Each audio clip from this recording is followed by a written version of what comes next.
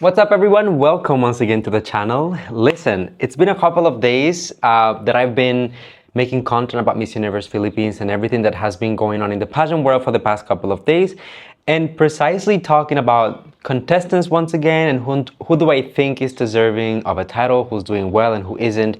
It got me thinking about Miss Universe as a broader, bigger organization, and I realized that for the past couple of years we haven't really had a conversation about the new Miss Universe prototype. Since the acquisition of the organization, we didn't really know the direction that the leadership will be going in. However, with the past couple of years, the ups and downs that we've been through, I mean, if you're a pageant fan, I think we all deserve a medal because we've been through it literally, and I think that we can all agree that at this point there's a little bit of a prototype that we are starting to see, which is forming in front of our very own eyes. So today I'm gonna share with you guys my perception of where things are going and how things are doing, and whether it is for the better or for the worse of the organization. And I don't know, I'll just share my thoughts on all of those things. As usual, if you enjoyed this, go ahead and drop a like, comment, subscribe, and all of the things that support the channel. Enough of me, let's talk about pageants. Whenever I think of the word prototype, the first thing that comes to mind is a mold. What's the mold that a contestant needs to fit in order to thrive, to be recognized, to receive compliment, and be perceived under a positive light under a specific pageant system? I think that we can all agree that different pageants have different molds, and that's okay because that gives the girls a chance to choose where they think they fit best and ultimately where they will be mostly appreciated. Miss Universe, just like any other organization, over time, depending on the leadership, depending on the social context, depending on the country where it's being held, the mold might be different. And I think it's very safe to say that each Miss Universe era has had a radically different title holder mold or prototype. Without getting too much into history, because that's really not the purpose of this video, I will say that pre-IMG era, when we had the Trump era and the years before that, at least in my perception, the prototype of a Miss Universe just needed to be a beautiful woman that would act as an ambassador for the organization. It was to a certain extent a show, and she would receive some prizes and all of those things. A couple of decades ago, the concept of an advocacy was kind of introduced because we needed to make pageant relevance and give them a heart other than the superficiality of just looking at a woman's face or body and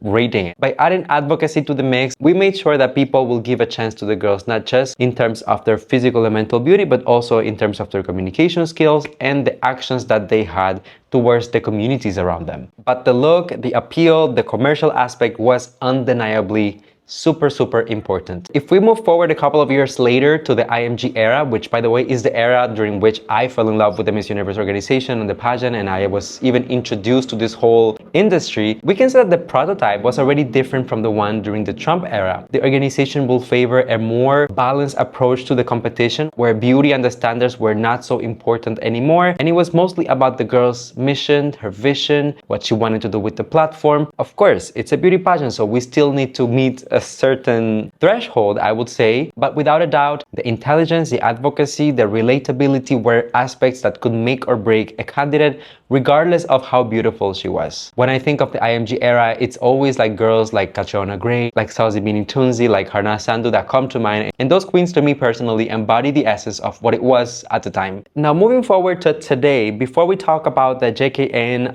and legacy era of Miss Universe, we have to address that time when Miss Universe was being purchased by JKN, but it was still managed in collaboration with IMG, so it was kind of a weird period because of the transition from one organization to the other. I know that we all remember when we started hearing those words for the very first time, everything about the empowerment, the transformational leadership, and it's something that would come up every now and then. And even during that time in 2023, all of the delegates would put "I am a transformational leader" in their captions, in their Instagram feed, their interviews, it was just everywhere. You could not avoid the concept of a transformational leader. It seemed like Miss Universe was going towards the route of empowerment, but adding like a leadership aspect to it.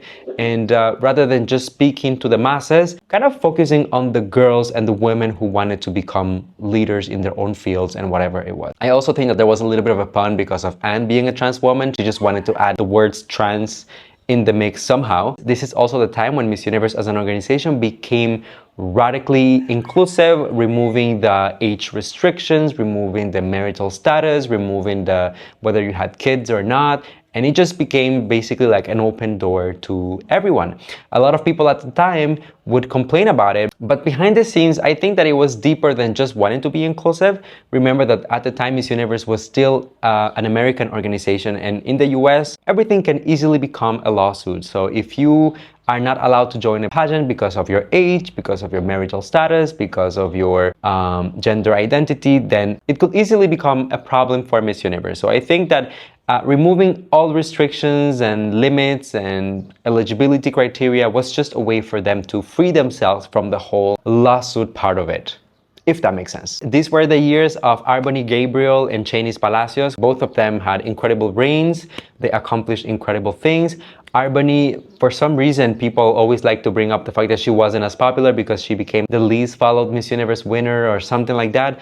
But I think that Arbony gave Miss Universe a fresh of breath air that they really needed. She was a creative. She was always on top of her look. She always made sure to look great. And it just, in a way, just made it fun to follow her reign. Shanice, on the other hand, became one of the most, if not the most traveled Miss Universe winner of all time.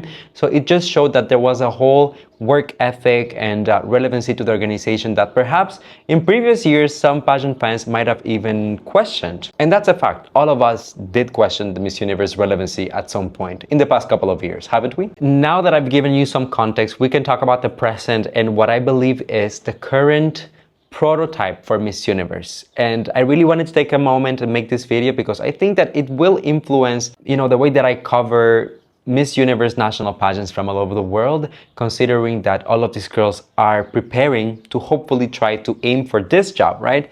So now in the era of JKN in collaboration with Legacy, remember that Anne sold 50% of Miss Universe to Raul Rocha, who is a Mexican businessman. We are definitely entering in the Miss Universe 2.0 era, or even 3.0, depending on how you look at it. And there have been a lot of different hints about where the organization is going and the prototype and what the role of the title holder will be officially. The moment that Miss Universe was acquired by JKN, we started seeing a little bit more of a focus towards the business side of it. In the beginning, I was not critical of this because all organizations, small or big, in order to survive and thrive, they need to make money, they need to make profit. It's just part of the business, right? So we saw the ventures into the water line at first, and then we had the apparel line, then we had the clothing line, and then we had the skincare line, and then we had the cosmetics brand, and it has been non-stop since that very moment. This is the reason why I believe that going forward, the Miss Universe title holder needs to be kind of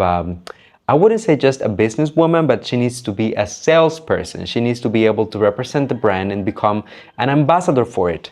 Back in the day when we talked about an ambassador, we will talk about someone who embodies the values of the organization, who is able to represent the organization, to carry themselves with grace and just kind of fit the mold of what Miss Universe wants to project as an image. Now, fast forward to today, I think that Miss Universe needs to be an ambassador more in the sense of an influencer. They need to be able to get us to aspire to what she's selling, basically, whether it is she's promoting the skincare line, whether she's promoting the water line, whether she's promoting the bags, or whatever it is that Miss Universe comes up as a business venture. She's no longer just required to embody the values and the vision and the mission, but also be the face of the organization and somehow manage to get people involved and make them want to get the product. Because of that, I feel like the physical, facial beauty part of it is going to be so important. And I was telling you a little bit before about the Trump era and even before that, where the beauty was so important and the rest was still taken into consideration, but it wasn't mandatory.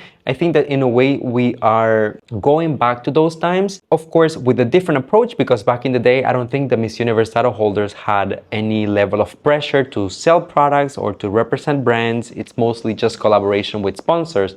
Here, on the other side, we are working with an organization that now owns their own brands and different items that they want to sell to the product. So you need to be not just a businesswoman, an ambassador, an influencer, but you need to be a sales person. Look, I also don't want to jump in the hate bandwagon and whatnot. And I always said this, I'm not scared to praise Miss Universe when they do something right. I'm also not scared to criticize when something is not being done properly. But for the past couple of months, since the beginning of Victoria's reign, I haven't really seen much of a focus on advocacy. If anything, Miss Universe has actually cut ties with organizations that they have historically worked, such as Smile Train. And I'm not saying that in any of Victoria's visits, there isn't a moment for advocacy or that they will do some work, but it just hasn't been showcased through the platforms of Miss Universe, whether it's Facebook, Instagram, X.com, whatever it is.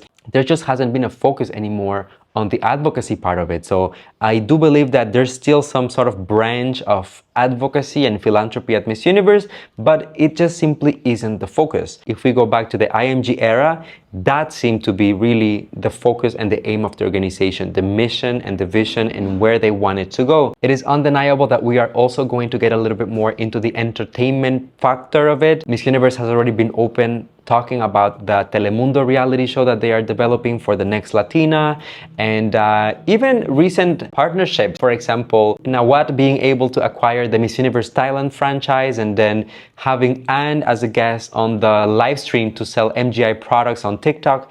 This just kind of gives you an idea of where things are going, and in my opinion, it all boils down to the fact that Miss Universe is looking for ways to make money, to make profit, because all of this productions and the glitz and glam and just making it as grand as it is at the moment, or at least as it once was, it costs money. So if we take all of that information, we digest it and we apply it to a national level, these are the things that contestants should be able to focus on. I mean, at the moment, whoever, if a girl was to approach me asking for me to be a consultant or for me to be a coach, I would really not rely so heavily on the advocacy part of it, because there's contestants who make their entire pageant journey about the advocacy, and that's amazing, and I encourage it and I believe in it, but also it's clearly not where Miss Universe is going. So perhaps they will need to realign their priorities and their vision and their strategy for their national competitions, right? Precisely because the entertainment factor is going to be so important,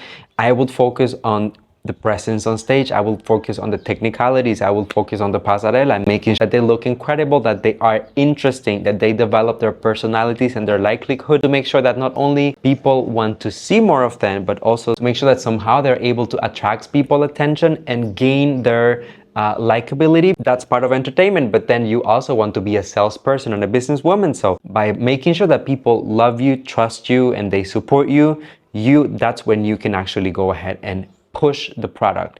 Just look at what Nawat is doing right now with Miss Universe Thailand, and what just happened with Veena, selling upwards of 10 million baht in one sitting on a TikTok live. It just tells you about the possibilities. And yes, there's a part of me that doesn't really like the way that things are going, at least with Miss Universe Thailand, but I can also see it coming that if this is how Miss Universe is going to find the money, this is where eventually things will head. So in the history of Miss Universe, we went from just prioritizing beauty to advocacy to communication skills, and now we are kind of in a weird era where things are a mix of everything, and then we have to add business in the mix of that.